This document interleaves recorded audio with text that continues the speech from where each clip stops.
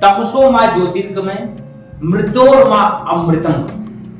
हमारी इस वैदिक परंपरा को सिरोधार्य रखते हुए कुछ विचारों के साथ जो कि जुड़े हुए हैं सांस्कृतिक राष्ट्रवाद से, जो इस समय हमारे देश में एक चर्चा का केंद्र बना हुआ है, चर्चा का एक बिंदु बना हुआ है कि आखिर सांस्कृतिक राष्ट्रवाद है क्या। इसी विषय पर स्वागत, अभिनंदन, आभार स्वीकार करिए अपने दोस्त रसूल रघुवंशी का नमस्कार। इसी बिंदु पर आज हम चर्चा करेंगे आखिर संस्कृति क्या है, हमें समझना है। संस्कृति की जब हम बात करते हैं तो हजारों वर्षों की पुरखों की चली आ रही परंपराओं का एक गुलदस्ता होता है, एक संग्रह होता है जो हमारे अंतःकरण में, हमारे मनस में स्वतः से ही उत्पन्न हो जाता है। इसको आप ऐसे समझ सकते हैं जैसे एक चिड़िया के बच्चे को आप उड़ना नहीं सिखाते हैं, मछली को तैरना नहीं सिखाते हैं, उसी तरीके से हमारी संस्कृति है जो स्वतः से हमारे मन में उत्पन्न होती है, हमारे परिवेश से हमारे अंतः मन में प्रवेश करती है और हमारे व्यवहार में, हमारे चरित्र में, हमारे चित्रण में वह प्रदर्शित होती है, वही संस्कृति। और सभ्यता एक भौतिक परिवेश है, एक भौतिक वातावरण है जिसमें व्यक्ति लंबे समय तक निवास करता है, रहता है। तो संस्कृति का मतलब हमें लग रहा आप समझ सकते हैं। संस्कृति एक ऐसी वस्तु है, एक ऐसी धरोहर है जिसका कहीं कहीं धर्म भी एक अंश है। जैसे यदि आप समझ सकते हैं तो बात समझने का प्रयास करिए कि भारतीय संस्कृति की जब हम बात करते हैं तो उसमें हिंदू धर्म भी आता है, जैन धर्म भी आता है, सिख धर्म भी आता है। ये सारे धर्म जो हैं हमारी भारतीय सांस्कृतिक परंपरा की एक धरोहर है जिनमें कहीं कहीं मूलभूत स्रोत, मूलभूत समानताएं हैं और उन्हीं समानताओं में कुछ विभिन्नताओं के कारण इन धर्मों का जन्म हुआ है, लेकिन मौलिकता की हम बात करते हैं तो एक ही होती है। अभी आप लोगों ने एक दिन पहले 14-15 तारीख को मकर संक्रांति का पर्व देखा होगा। उसी को दृष्टिगत रखते हुए, उसी को मुख्य बिंदु में रखते हुए मैं आपको राष्ट्रवाद समझाने का प्रयास करूंगा जो कि कहीं कहीं हमारे सांस्कृतिक धरोहरों से उत्पन्न होता है। जब हम मकर संक्रांति की बात करते हैं तो आप समझ सकते हैं कि यह हमारे पूरे भारत में फैला हुआ है। यह विभिन्न स्थलों पर, विभिन्न भौगोलिक क्षेत्रों पर विभिन्न रूपों में मनाया जाता है। जैसे कि जब हम चले जाते हैं उत्तर भारत के पंजाब, तो पंजाब में लोहड़ी का पर्व मनाया जाता है। यह मकर संक्रांति की पूर्व संध्या का पर्व है। इसमें नई फसलों के अच्छे से होने के लिए, नई फसलों के उत्पादन के लिए तरह तरह के लोग आयोजन करते हैं, अपने भगवान को, अपने ईश्वर को धन्यवाद देते हैं। और साथ ही साथ लोहड़ी का मतलब होता है, ला से हम लकड़ी, ओ से और जिसे हम उपला बोलते हैं, और रा से होता है रेवड़ी। मतलब इन तीनों अक्षरों से मिलकर जो शब्द बनता है होता है लोहड़ी। इस लोहड़ी में लोग आग जला करके, जिसे आज के मॉडर्न जमाने में लोग बोन फायर कर सकते हैं, वहां पर आपस में मिलजुल करके आपसी भाईचारे के साथ नृत्य करके इस पर्व का आयोजन करते हैं। वही यही पर्व जब हमारे उत्तर भारत में प्रवेश करता है जिसे खिचड़ी का नाम दिया जाता है। खिचड़ी एक ऐसा व्यंजन जो अपने आप में समावेशी रूप को प्रदर्शित करता है, जिसमें समावेशन होता है, इसमें गेहूं भी होता है, दाल भी होती है और उसमें प्यारे प्यारे हम लोग आटा से बने हुए छोटे छोटे विभिन्न आकृतियों के वस्तुओं को उसमें खाद्य पदार्थ के रूप में डालते हैं। एक सुंदर, बहुत ही शानदार व्यंजन बन के आता है खिचड़ी, जो हमारी आपसी समरसता, आपसी भाईचारे, आपसी प्रेम का प्रतीक है कि हम तरह तरह वस्तुओं को मिला करके कितना शानदार व्यंजन बना सकते हैं। यह हमारी सांस्कृतिक एकता का एक परिचायक है जो हमारी खाद्य वस्तुओं में भी प्रदर्शित होता है। और साथ ही साथ तिल, चूड़ा और लाई का सेवन करते हैं। तिल का सेवन क्यों? तिल हमारे स्वास्थ्य के लिए बहुत लाभदायक होता है, बेहतरीन एंटीऑक्सीडेंट है, हमारी धमनियों में बह रहे रक्त को, प्रवाह को एक गति प्रदान करता है। इसके बहुत सारे वैज्ञानिक फायदे हैं जिनको आप विभिन्न स्थलों पर गूगल करके विभिन्न किताबों में पढ़ सकते हैं। कमोबेश सार यह मेरा बताने का आया है कि यह जो त्योहार है यह बताते हैं कि हम अपनी मौलिक धरोहर को किस प्रकार से एकत्रित करके आगे बढ़ सकते हैं। और यही पर्व एक नए रूप में हमारे पूर्वोत्तर भारत में निखर कर सामने आता है, जिसे बिहू कहते हैं। बिहू शब्द का प्रारंभ बहुत पहले से है, यह एक प्राचीन पर्व है। यह असम सहित पूरे पूर्वांचल में, पूरे उत्तर भारत में, हमारे पूर्वोत्तर भारत में विभिन्न रूपों में मनाया जाता है। इसको मुख्यतः 3 भागों में बांटा गया है। और जो मकर संक्रांति के दिन मनाया जाता है उसमें लोग नए फसलों की स्वागत में, नए फसलों की कामना के रूप में इसे मनाते हैं और आपस में मिलजुल करके खूबसूरत नृत्य करते हैं, आपस में प्रेम मोहब्बत से एक दूसरे से मिलते हैं। और कहीं न कहीं उत्तर भारत में और लोहड़ी के रूप में मनाने जाने वाला जो त्योहार है उसका यह एक बदला हुआ रूप है, जिसे हम एक व्यापक सांस्कृतिक राष्ट्रवाद का हिस्सा करते हैं। यही पर हमारे पश्चिम भारत में, जो हम पश्चिम भारत में जाते हैं, गुजरात में, तो उत्तरायण के रूप में मनाया जाता है। पूरा आकाश 2 दिनों तक मकर संक्रांति के पर्व में पतंगों से पट जाता है। ऐसी भौगोलिक और मान्यता है कि सूर्य जो है वह दक्षिणायन से उत्तर की तरफ मूव करता है, घूम की तरफ प्रवेश करता है, इसे मकर राशि कहा जाता है। और हमारे हिंदू धर्म में मकर राशि में सूर्य के प्रवेश करने के साथ ही तरह तरह के नए पर्व, नए कार्य, नए उत्सव का प्रारंभ होता है और उसका प्रारंभ जो होता है मकर संक्रांति से ही होता है। तो उत्तरायण में जो गुजरात में मनाया जाता है, अब हम इसको सुदूर दक्षिण में लेकर के जाते हैं, दक्षिण भारत, तमिलनाडु राज्य, वहां पर पोंगल के रूप में इसको मनाया जाता है।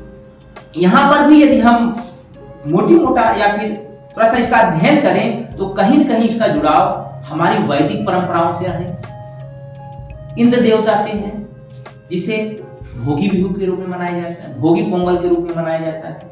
यहाँ पर इंद्र, जिन्हें भोग विलास का देवता कहा जाता है, जिन्हें वर्षा का देवता कहा जाता है, उनको प्रसन्न करने के लिए, उनको खुश करने के लिए लोग पूजन, याचन और उनकी प्रार्थना करते हैं।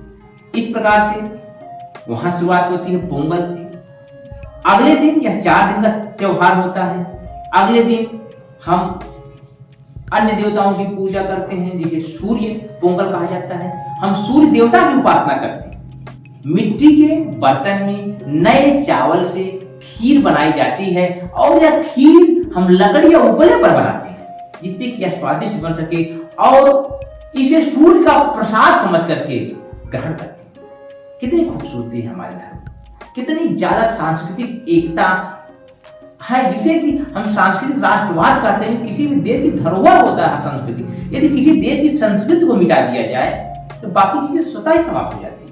यही कारण रहा है कि पूर्व में आए हुए आतताइयों ने, आक्रांताओं ने, आक्रमणकारियों ने हमारी सांस्कृतिक धरोहर को छत विछत करने का पूरा प्रयास किया है।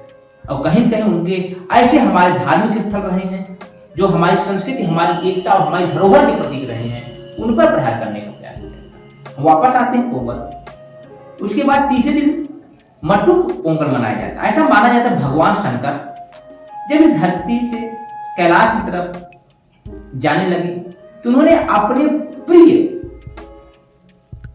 सवारी नंदी, जिसे उत्तर भारत में कहा जाता है, मट्टू को किसानों को समर्पित कर दिया और यह बात कही कि किसानों की मदद के लिए मेरा यह सवारी हमेशा साथ देगा। और आप जानते हैं कि किसान और बैल का कितना गहरा संबंध है, कितना मजबूत बंध है। किसान का एक मजबूत हाथ या दाहिना हाथ कहा जा सकता है, कहीं कहीं बैल, उनकी जुताई से लेकर के, दवाई से लेकर के, विभिन्न प्रकार के फसलीय कार्यों में, कृषि कार्यों में इनका योगदान रहता है। और चौथे दिन एक भव्य आयोजन होता है, मिलजुल कर के लोग पोंगल बनाते हैं। आपस में भाईचारे का एक अद्भुत संगम देखने को मिलता है। पूरा दक्षिण भारत कहा जा सकता है। तमिल कहेंगे तो बातें सीमित रह जाएंगी। पूरा दक्षिण भारत इसी पोंगल के रूप में मनाता है। और हम जब बात करते हैं पंजाब की, और वहां से शुरू करते हैं कश्मीर तक जाते हैं। कश्मीर से फिर हम जब जाते हैं तमिलनाडु तक, और पश्चिम में गुजरात से हम जब जाते हैं पूर्वोत्तर भारत में नागालैंड तक, मणिपुर तक, तो कहीं न कहीं ये जो हमारे पर्व है, जिसे मैंने एक उदाहरण के रूप में आपके सामने प्रस्तुत किया है, विभिन्न रूपों में हमारे देश में मनाया जाता है। और ये हमारे सांस्कृतिक राष्ट्रवाद का एक अप्रतिम और एक अचूक माध्यम है, जो इस बात को प्रमाणित करता है, इस बात को सिद्धांतता ही नहीं व्यवहारिक रूप से हमारे सामने रखता है कि हम सांस्कृतिक रूप से एक हैं। आज के इस दौर में, आज के इस समय में जब हम वसुधैव कुटुंबकम की बात करते हैं तो बिहू शब्द जो है वह अपने आप में वसुधैव कुटुंबकम को परिभाषित करता है। बिहू यह शब्द परिवर्तित होकर के बना है बीसू से। बी का मतलब होता है जानना, सु का मतलब होता है पूरे धरती पर अहिंसा, शांति और संप्रभुता से जुड़ा हुआ। मतलब हम यह जानने का प्रयास करते हैं कि आखिर हम कौन से ऐसे कार्य करें, कौन से ऐसे कृत्य करें कि इस पूरी धरती पर भाईचारा हो, पूरी धरती पर एकता हो, हमारे भाई भाई में प्रेम हो, पूरे राष्ट्र में एकजुटता हो, पूरी दुनिया एक ही माँ की संतान हो, इस बात को स्वीकार करें। तो बिहू शब्द ही जो आसाम में मनाए जाने वाला त्योहार है इस बात को प्रमाणित करता है। और यदि पोंगल शब्द की बात करें तो पोंगल का मतलब होता है विप्लव, जिसे हम क्रांति कह सकते हैं। यह एक ऐसी क्रांति है जो हमारे राष्ट्रीय एकता को, राष्ट्रीय एकजुटता को एक अंतर्राष्ट्रीय फलक पर ले जाती है और पूरी दुनिया के सामने एक उदाहरण पेश करती है कि भारत जो है पूरी दुनिया में ऐसा दैदीप्यमान सितारा है, एक ऐसा प्रकाश है जो सारी दुनिया को एकजुट रखने में सदा सर्वदा अग्रणी भूमिका रखती है। इन बातों को आपको समझना। और जिस प्रकार से कट्टरवादी सोच पूरे विश्व में बढ़ रही है उसका जवाब हमारा राष्ट्रीय एकता और उससे बढ़कर के सांस्कृतिक राष्ट्रवाद है। हमें अपने सांस्कृतिक धरोहर को सजो कर रखना होगा। आप किसी भी धर्म के हो सकते हैं, यह मायने नहीं रखता। आप मुस्लिम हो सकते हैं, आप क्रिश्चियन हो सकते हैं, आपकी पूजा पद्धति अलग हो सकती है, आपके आराध्य देव अलग हो सकते हैं, लेकिन आपकी वैचारिक स्वीकारता, वैचारिक सोच, मौलिक विचारधारा हमेशा सांस्कृतिक राष्ट्रवाद से ही प्रेरित होनी चाहिए।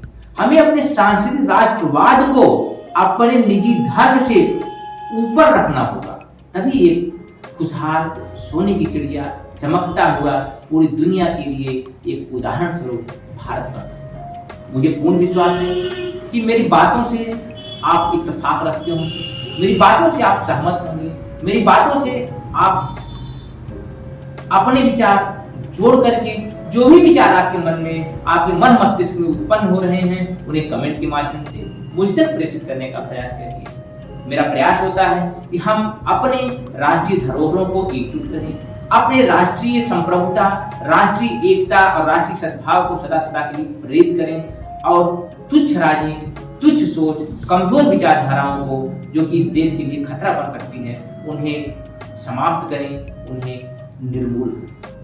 इन्हीं बातों के साथ मैं आपका दोस्त रसद रघुवंशी इस उम्मीद के साथ विदा लेता हूँ कि शीघ्र ही आपसे मुलाकात पुनः होगी एक किसी नए विषय पर, किसी एक नए टॉपिक पर।